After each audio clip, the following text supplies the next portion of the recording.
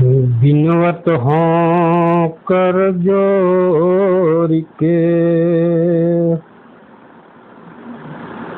बिनवत हों कर जोर के, सुनिए कृपा निधान। संतन को सुख दीजिए, दया गरीबी दान। संतन को सुख दीजिए, दया गरीबी दान। बहुत दिनन से जो हता,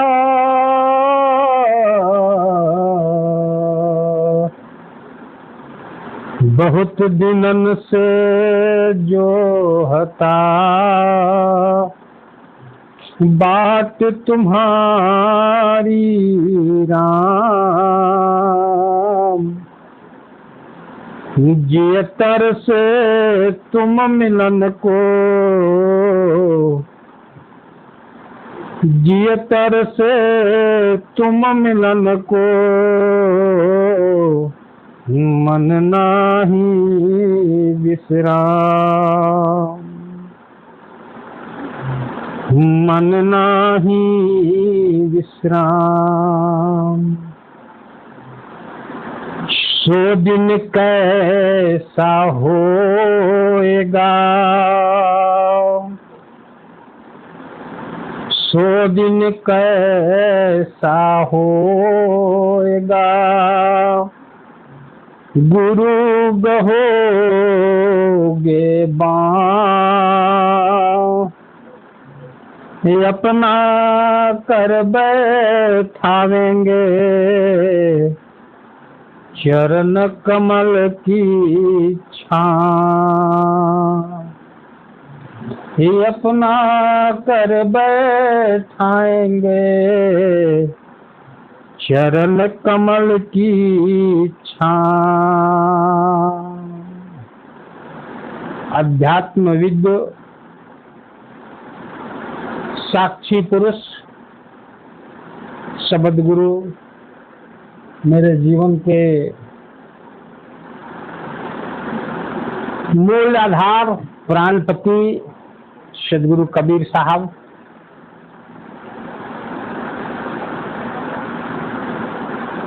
यदि कोई संसार में मूल्यवान पदार्थ है, हालांकि उसे पदार्थ कहना युक्ति संगत नहीं होगा, तो वह है सत्य। और 52 अक्षरी नामों से पुकारा जा सकता है, वह नाम है कबीर। कबीर जैसा सत्य है वैसा ही वह पूर्ण भी है। लेकिन यहाँ बात हम लोगों को समझनी होगी, जिद करके समझनी होगी कि कबीर वास्तव में है क्या चीज, जिसे मैं सत्य कह करके संबोधित कर रहा हूँ। सत्य या कबीर कहने से मैं ज्ञानी हो सकता हूँ? कबीर तो मैंने कह दिया, सत्य तो मैंने कह दिया, लेकिन क्या मेरी सचमुच में सत्य या कबीर से परिचय हुआ? नहीं। ये तो प्रथम कड़ी है भक्ति की। शायद ने कहा है अपने समय में कि कबीर कबीर सब जग कहेगा, लेकिन कबीर का भेद बिरले रहेगा। कबीर कबीर सब जग कहेगा, लेकिन कबीर भेद बिरले रहेगा।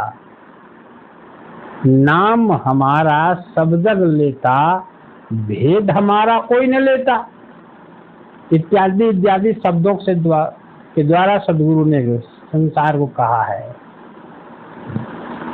मैं उसी गुप्त रहस्य को प्रकट करने जा रहा हूं कि कबीर अथवा सत्य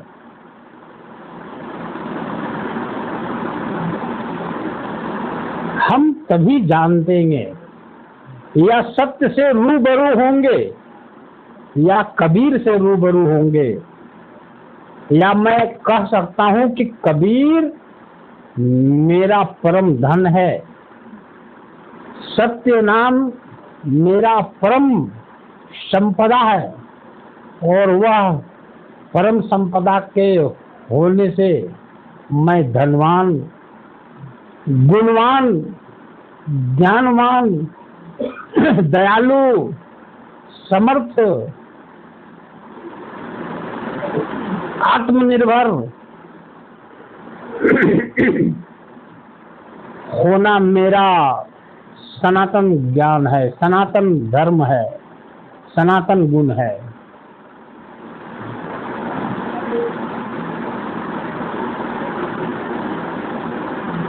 तो आखिर मैं वह गुण को कैसे जानूं?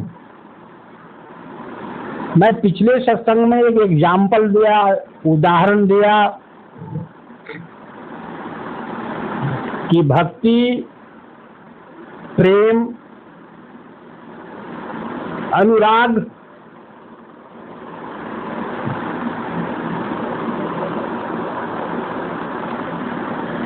हम कैसे जाने कि हमारे अंदर भक्ति प्रकट हो गई है, हमारे अंदर प्रेम उमड़ने लगा, हमारे अंदर सदगुरु के प्रति अनंत लगाव हो गया। आइए इसका जीता जागता सबूत बताता हूं।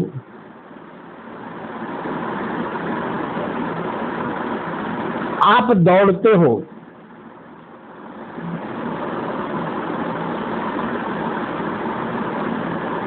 या जोर जोर से टहलते हो,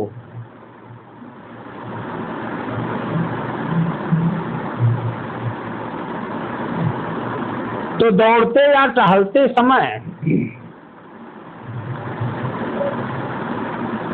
शरीर में पसीना नख से सिक तक पूरे रोम रोम में, पूरे शरीर के त्वचा पर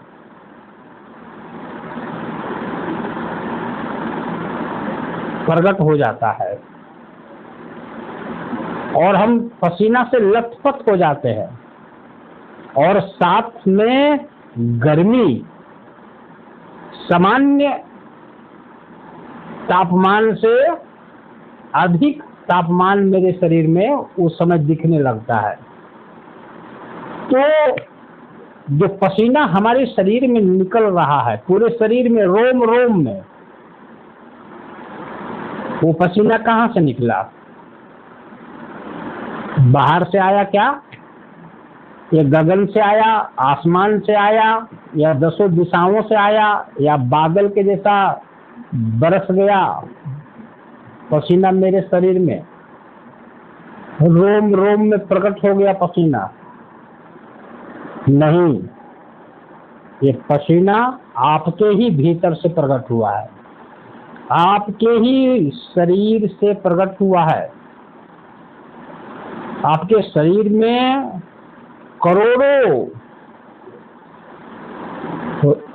रोआ है, उसमें छिद्र है, उसी से पसीना बाहर आया और पूरे त्वचा को ओत-प्रोत कर दिया। गर्मी भी प्रकट हुआ शरीर में, वो भीतर से ही प्रकट हुआ है। बाहर की गर्मी का प्रभाव तो है दौड़ते समय, लेकिन भीतर की गर्मी आपके शरीर के बाहर में पूरा प्रकट हुआ शरीर पर। तो इसमें से कोई व्यक्ति कह सकता है, पढ़ा हो या अनपढ़ हो, अंधा व्यक्ति हो, बहिरा व्यक्ति हो, या गूंगा व्यक्ति हो, कोई बोल सकता है कि हमारे शरीर में गर्मी का ये एहसास नहीं हो रहा है, हमारे शरीर में पसीना नहीं निकल रहा है। प्रत्येक दौड़ने वाला व्यक्ति चाहे सीमित गति से दौड़ता हो या असीमित गति से दौड़ता हो, उसके शरीर पर पसीना ओत-प्रोत दिखाई देगा, गर्मी भी दिखाई देगा।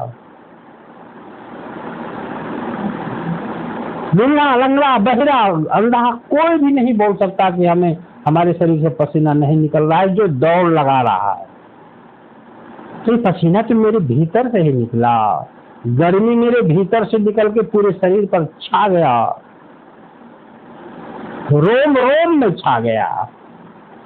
यदि इसी तरह से आपके जीवन में आपके आत्मा से तेज प्रकट होकर आपके रोम रोम में प्रकट हो जाए, आपके आत्मा से प्रकाश प्रकट होकर के रोम रोम में प्रकट हो जाए, तन मन में छा जाए, तो मैं कहूंगा प्रेम हो गया, मैं कहूंगा पिया मिलन हो गया। पिया का धन आप में उतर करके पूरे शरीर को धनवान बना देना, ये लक्षण मिलने लगा। इसमें से क्या पढ़ना क्या नहीं पढ़ना, इसमें से क्या ज्ञानी या मूर्ख, सबके अंदर ये अवस्था प्रकट हो जाता है।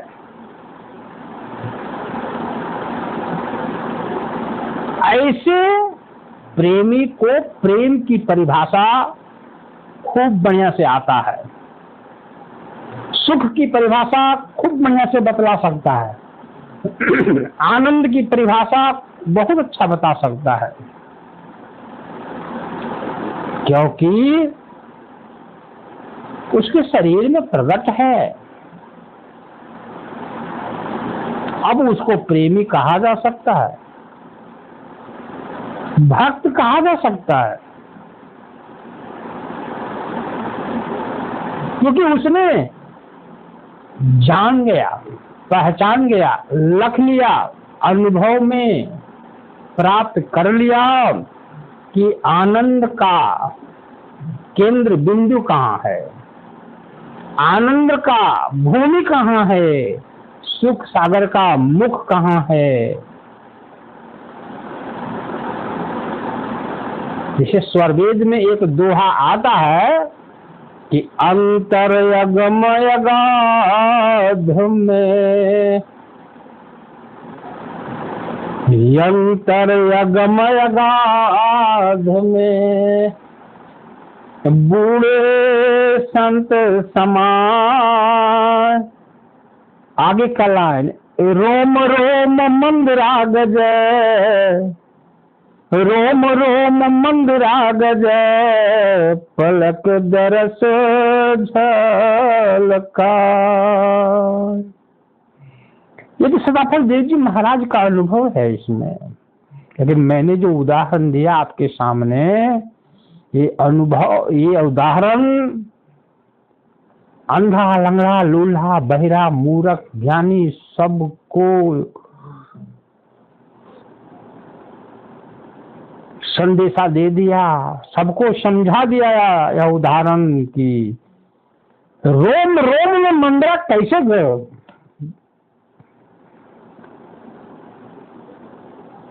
प्रकट हो चुका है, दिखाई देने लगा है। वो मंदिरा कहाँ से आया? मंदिरा कहते हैं सार शब्द को, और सार शब्द की ज्योति को, सार शब्द के अनाहत को, उस परमात्मा में दो ही चीज तो है मेरे भाई, शब्द है और प्रकाश है। शब्द मतलब संगीत, और प्रकाश मतलब ज्योति। ये संगीत और ज्योति परमात्मा में है, स्वयं सिद्ध है। इसको जैन फकीरों ने वन हैंड ऑफ ताली कहा। एक हाथ से ताली बज सकती है क्या? नहीं। मतलब परमात्मा में है, कोई बजाने वाला नहीं है, कोई प्रकट करने वाला नहीं है, लेकिन है उसमें अपने आप। तो रोम रोम मंद्रा गजाए, पलक दरस झलकाए।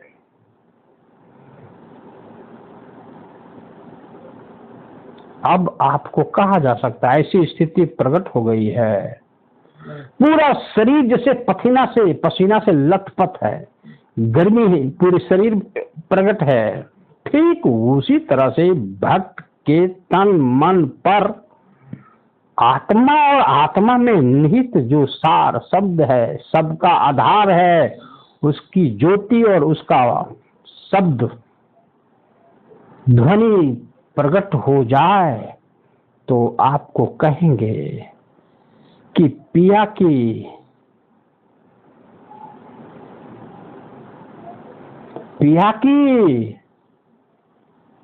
प्यारी आप हो गई हो, पिया की प्यारी आप हो गई हो, पिया की लाडली हो गई हो। अब पिया का सुख आपको मिलने लगा है, आपको अनुभव में आ रहा है कि पिया का सुख है क्या। जैसे कोई भी कुंवारी कन्या सुहाग का सुख तब तक नहीं जान सकती है जब तक उसके जीवन में सुहाग नहीं आता है। ठीक उसी तरह से प्रेम जब तक नहीं प्रकट होगा,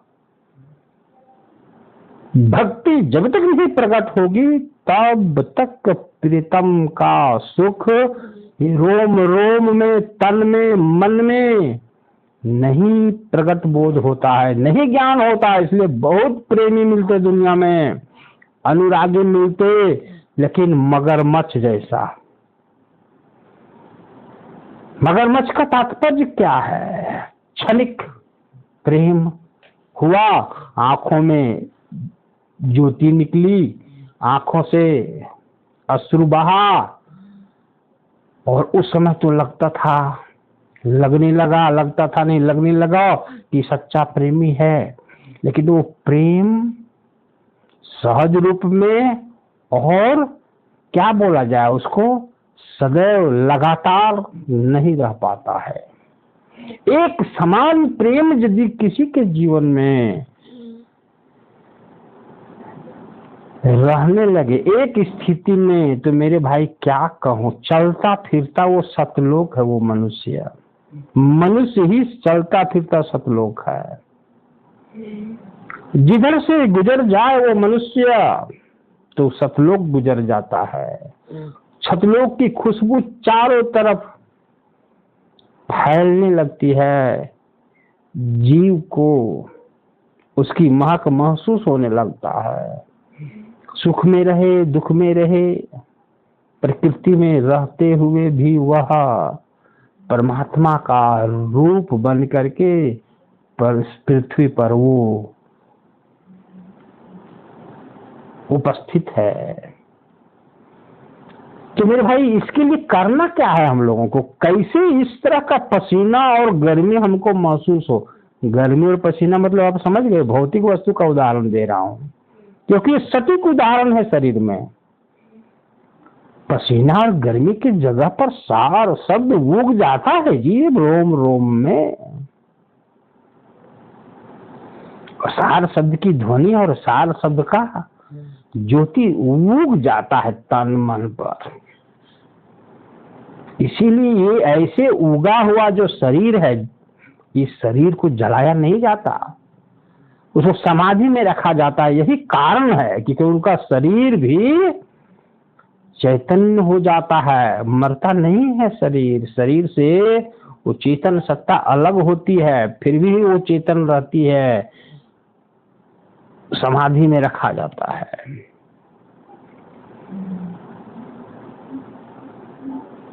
तो मेरे बंधुओं, एक सुहागिन कन्या जिस तरह से सुहाग का सुख को वो जानती है, एक शरीर में लथपथ पसीना निकला है, उसको पसीना का ज्ञान है, अनुभव है।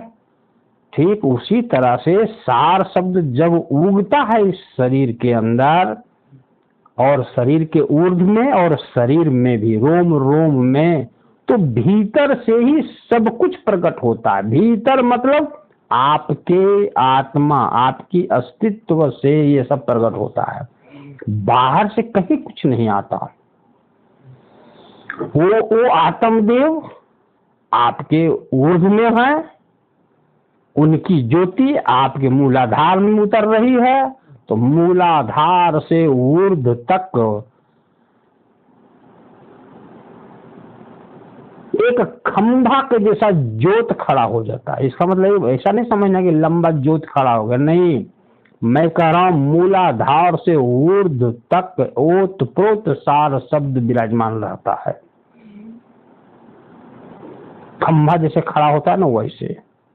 और उसकी शीतलता, शीतल शब्द कबीर का हंसा करे किलोल, जो शब्द है साहब का, इसका भुक्त भोगी कहिए, इसका भोगिया कहिए, इसका अनुभवी कहिए, भक्त राज होता है। तब हम प्रेमी या अनुरागी या भक्त कह सकते हैं। ये सद्गुरु देव भगवान का अनुभव है, और इसके लिए हमें सत्संग करना होगा, भजन करना होगा, आरती करनी होगी, स्तुति करना होगा, परमात्मा के दिव्य गुणों को गुनगुनाना होगा। और कोई साधु महात्मा जो सार शब्द में निवास करता है, उसका तन भी निवास करता है, उसका मन भी निवास करता है, तन मन सब सार शब्द में डूब करके ही जीवन यापन करता है, संसार में कर्म करता है, सत्संग सेवा करता है। ऐसे साधु मिलता है संसार में, तो उसका सत्संग, उनकी शरण एकदम ग्रहण करके जीवन यापन करना चाहिए। उनका दर्शन, उनकी सेवा, उनका ज्ञान, उनकी युक्ति को पूर्ण हासिल करने के लिए उनके समीप में जीवन यापन करो, उनके सानिध्य में जीवन यापन करो। जरूर वह दिन आएगा कि आपकी अंदर से नहीं, आपके अंदर में जो ज्योति है, शब्द है, वो प्रकट होकर के रोम रोम को चमका देगा, झलका देगा, पूरे रोम रोम को चैतन्य कर देगा। वाह, क्या गुरु का कृपा है, ऐसा कह डालोगे। और इसका भुक्त भोगी कुछ ना कुछ 10%, 5%, 20%, 30% सबको है। जब शरीर गनगनाने लगता है, सदगुरु की आरती करते हो, सदगुरु की भक्ति करते हैं, सदगुरु का सुमरन करते हैं, सदगुरु की भजन गाते हैं, तो पूरा शरीर में सिहरन होने लगता है, शरीर गनगनाने लगता है शरीर में कुछ ज्योति प्रकट होकर के पूरे शरीर में उग गया है। ये सब तो कोई नहीं बोल सकता ऐसा नहीं होता है मेरे जीवन में। कहां से बिजली आ गई, कहां से शरीर गनगनाने लगा, कॉल कहां से लाया इसमें? मेरे भाई, इसी को सदगुरु कृपा कहते हैं। और जब वो ज्योति शिखर पर पहुंच जाए, वो शरीर में गनगनाहट, शरीर सीधा सीधी हारमोनियम हो जाए, शरीर ही बांसुरी हो जाए, संगीत और धुन लहर प्रकट हो जाए शब्द से। वाह, क्या जीवन है। पा गए प्रेम करते करते प्रेमी को, भक्ति करते करते भगवान को, अनुराग करते करते अनुराग की भूमि को। अब कहने में संकोच नहीं कि भक्तराज हो, अनुरागी हो, प्रेमी हो। अब मैं कह सकता हूँ कि हीर रांझा हो गए हो। हम कह सकते हैं आपको राधा, मीरा, धर्मदास साहेब, आमीन, सुधर्मावती हो गए हैं। दादू, नानक, सहजो हो गए हो। रैदास जी महाराज, दरिया साहब, चरण साहब, सब, फरीद बाबा, सब हो गए हो। और अपना जीवन सुधर गया, अपना जीवन मंजिल पा गया, अपना जीवन शिखर पर पहुंच गया। आप सदगुरु के बारे में आप सिर उठा करके बोल सकते हो, क्योंकि अनुभव हो गया तन मन में। और तन मन के बाहर जो मंजिल है, मंडल है शब्द का, उसका भी हो गया। तो ये संभव कैसे हुआ? सत्संग के कारण, भक्ति के कारण, गुरु सेवा के कारण, गुरुवाणी के कारण, गुरु समीप में जीवन यापन करने के कारण। अरे मेरे भाई, आपको जरूर पता है कि आते हो इस दुनिया में तो शरीर लेकर के आते हो।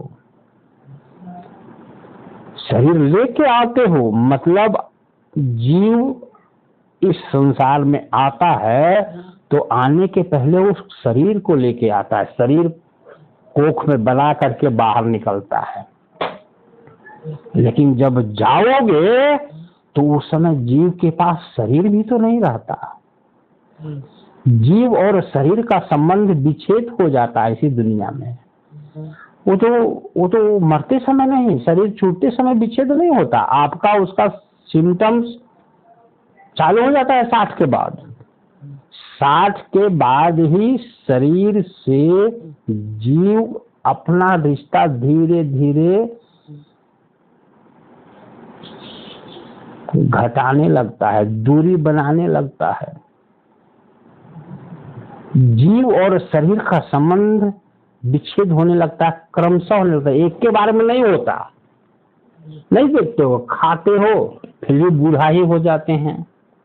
वही खाना जवानी में खा रहे थे तो शरीर में रौनक बढ़ते जा रहा था, है ना। बचपन में खा रहे थे तो जवान हो रहे थे, जवानी में खा रहे थे तो लाल हो रहे थे। लेकिन वही खाना खा रहे हैं 60 के बाद तो शरीर में अब वो भोजन उतना नहीं लगता, शरीर में उतना रस नहीं बनता। क्या कारण है मेरे भाई? सब खेल है जीव के ऊपर। जीव ही शरीर से अपना नाता थोड़ा थोड़ा घटाने लगता, प्रेम थोड़ा थोड़ा घटाने लगता, इसलिए हम बुरा होने लगते हैं। और जब कंप्लीट जीव इस शरीर से अपना नाता तोड़ लेता है उसी को कहते हैं मृत्यु।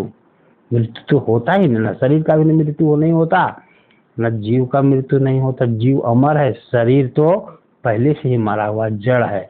जीव के चलते ही चेतन होके कर्म कर रहा है। तो दोनों अलग हो गए, तो अलग हो गए तो अब सिर्फ जीव ही अलग रहा। शरीर से वो कर्म करता था जीव, अब वो भी खत्म हो गया। अब जीव को मंजिल क्या है? वो पीव है मंजिल, और पीव प्रभु की भक्ति की। जीव प्रभु की भक्ति किया ही नहीं है, रोम रोम में मंद्रा प्रकट हुआ ही नहीं, तो पीव का बोध नहीं होता उसको। और हो गया तो मेरे भाई, मानव जन्म कहो, मानव जीवन कहो, सफल हो गया आपका।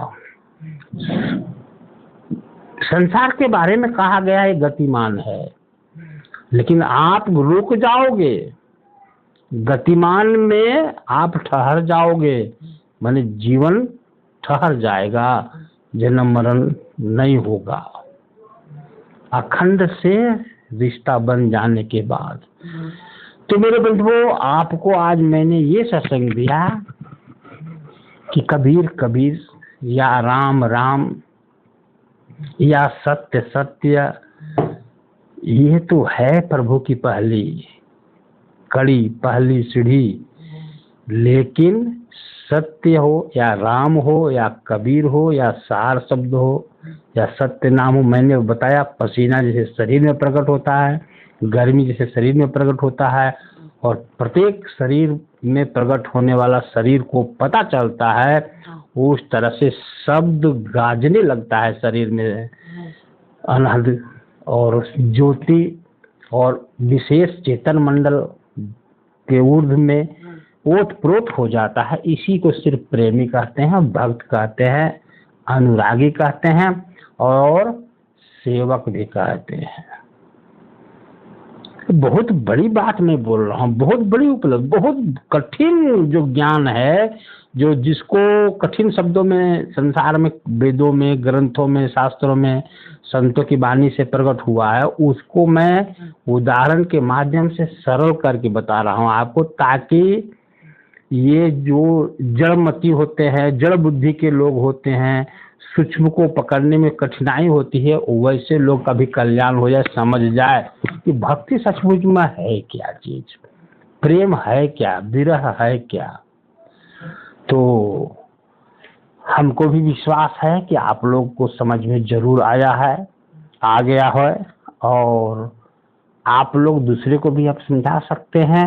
बात रह गई कि प्रगट, तो प्रगट तो सबके अंदर हो रहा है, कोई नहीं बोल सकते कि सिहरन शरीर में नहीं है।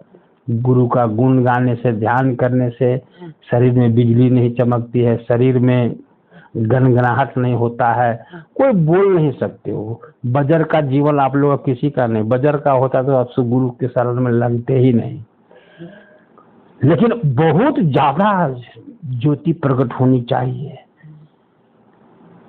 सार शब्द ही शब्द झलकना चाहिए, तल में, मन में, बाहर में, भीतर में, अर्ध में, ऊर्ध्व में। वैसी प्रक्रिया के लिए भक्ति अभी जारी रखना है।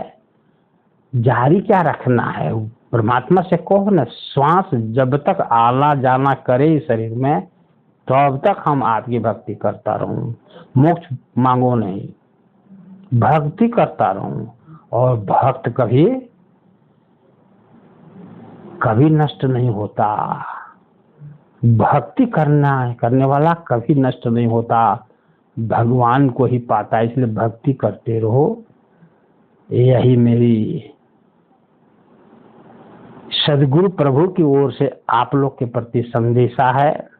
भक्त कभी नहीं परमात्मा से कुछ मांगता, वो भक्ति करते रहता है, वो भक्ति में ही सब कुछ निहित है, अनुभव में ही सब कुछ निहित है, प्रेम में ही सब कुछ निहित है।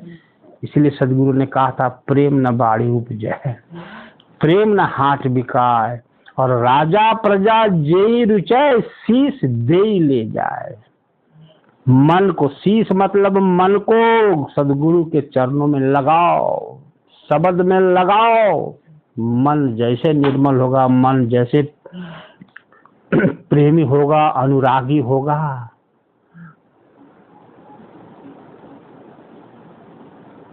तुम पा जाओगे सर्वस्व को। बाजार में मिलने वाला चीज नहीं है, तुम्हारे ही अंदर प्रकट होगा।